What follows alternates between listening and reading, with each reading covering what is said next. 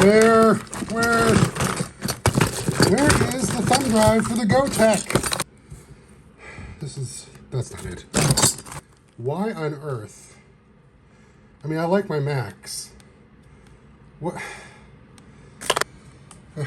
Bob Ross bandages.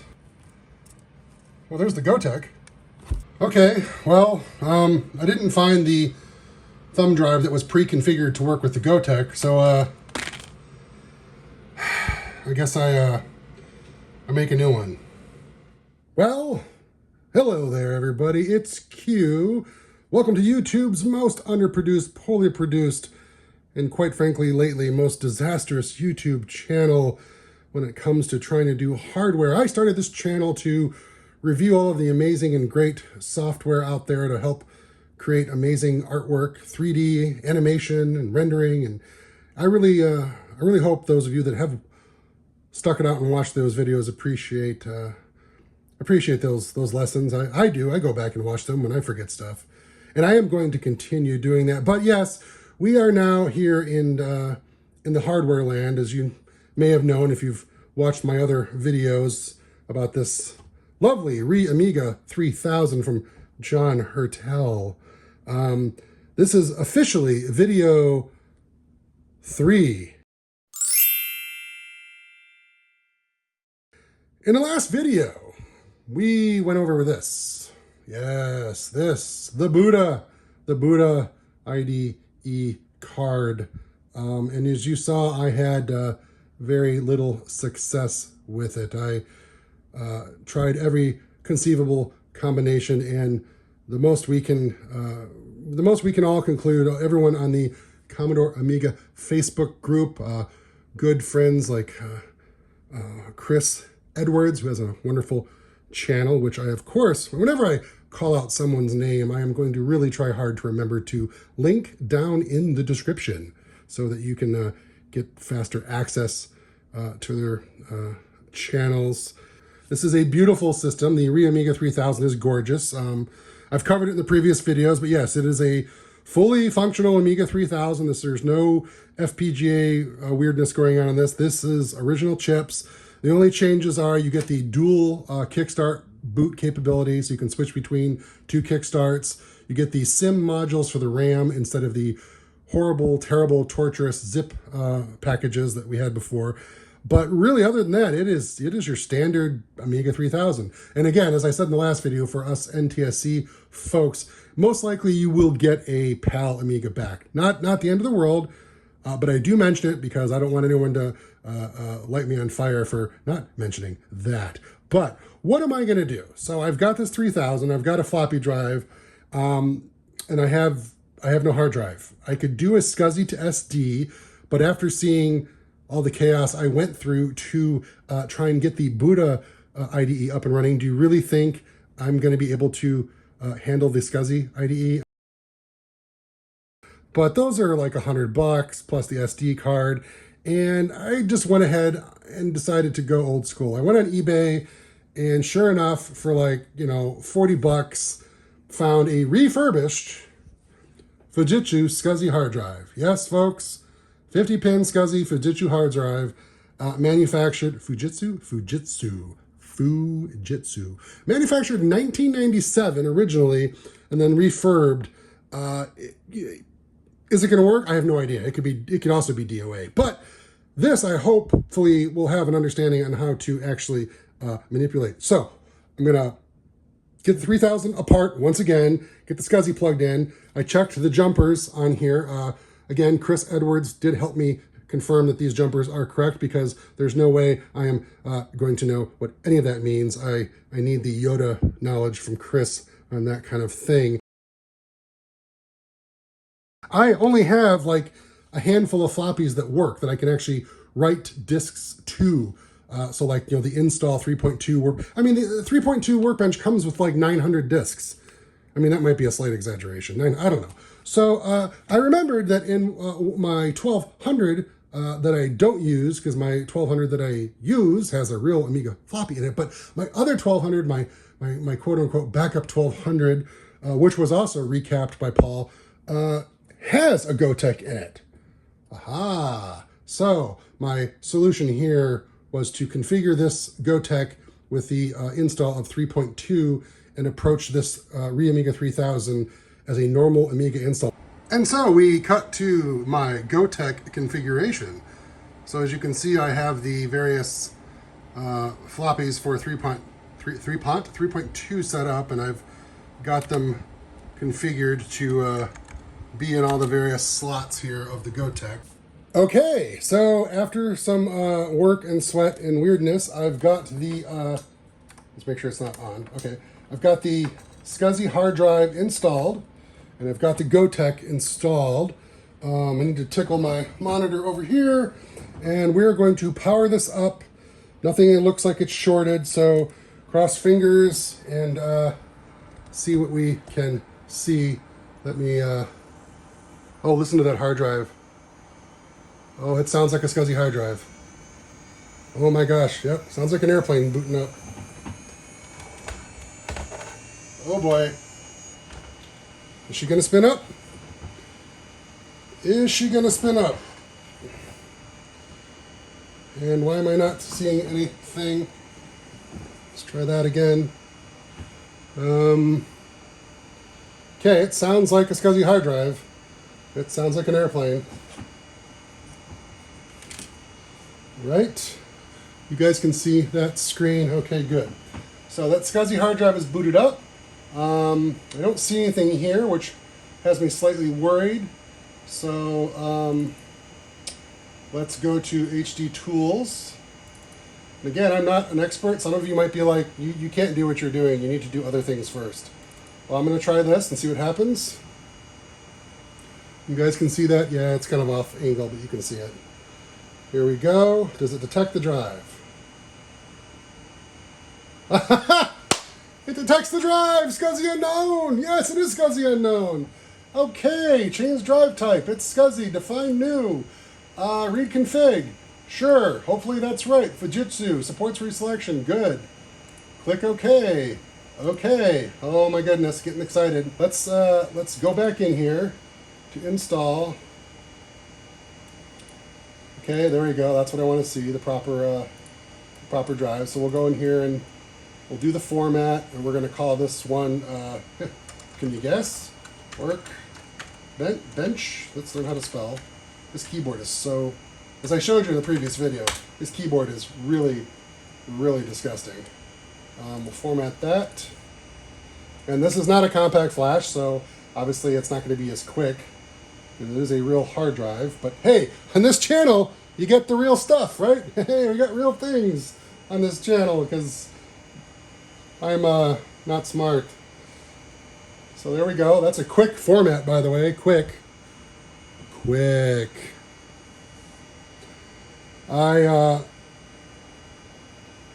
It's actually gotten quieter since it's been running, which is good.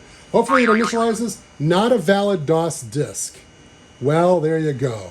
Okay, so I'm back, and I'm reporting to you that, well, let me just show you.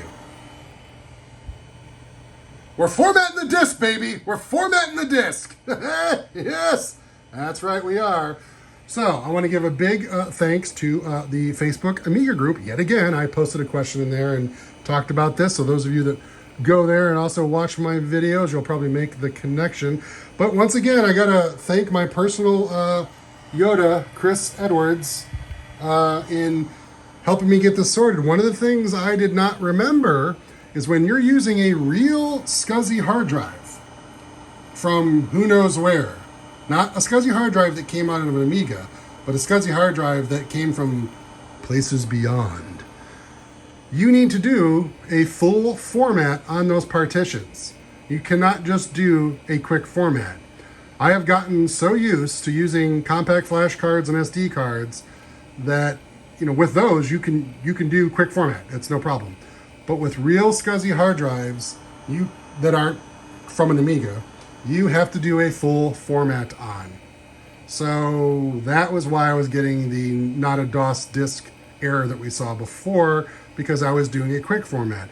Now I'm sure those of you that are intelligent, unlike myself, that were watching my video, saw that I plugged this hard drive in and ran HD Toolbox and did everything, and then I clicked on Quick Format, and you might have said, why are you clicking on Quick Format, dummy? Unless that drive came from an Amiga and is already set up for Amiga formatting, it's not going to work. You need to do a full format. And what must have been probably 30 minutes or more, we have a Workbench drive. Yes! I'm not going to do this, as I said. That'll be in my time, not your time. So, let's dive into this.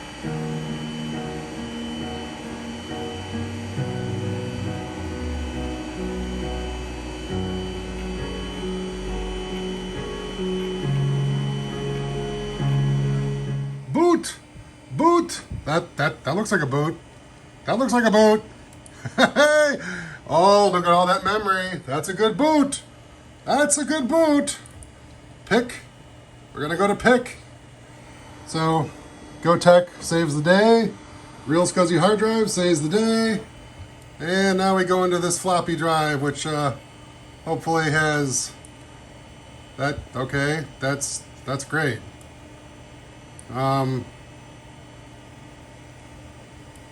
It has Picasa on it.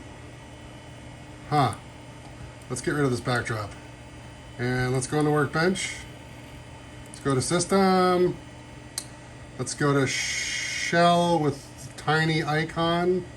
Okay. I'm not sure what that's about. Let's do CPU. Oh yeah. 6806-82, MMU, no fast ROM, missed birth data, blah, blah, blah, blah, blah.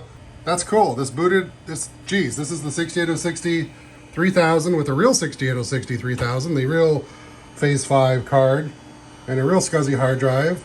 And after waiting what was probably hours, it's installed and it's working. I have finally gotten some critical programs on here for us to look at. And of course, now I'm going to run sysinfo on a true 3000, on a true 3000 with a real 68060 Phase 5 back from 1997 SCSI hard drive. I guess the only imposter here is the GoTech, and maybe you could argue the SIM modules on the main system board memory. But here we go, sysinfo, everyone's favorite. So over here, it's verifying some good stuff. Yeah, the CPU is a 68060, and the MMU and the FPU are all in use, and all the good cache stuff is on it. And yes, it is a 50 hertz, not 60.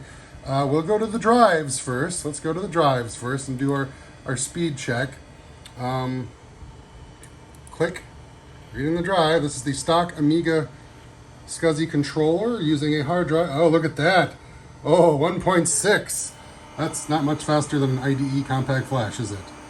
Well, you disappoint me, Fujitsu, but I guess that's the best we could do back then.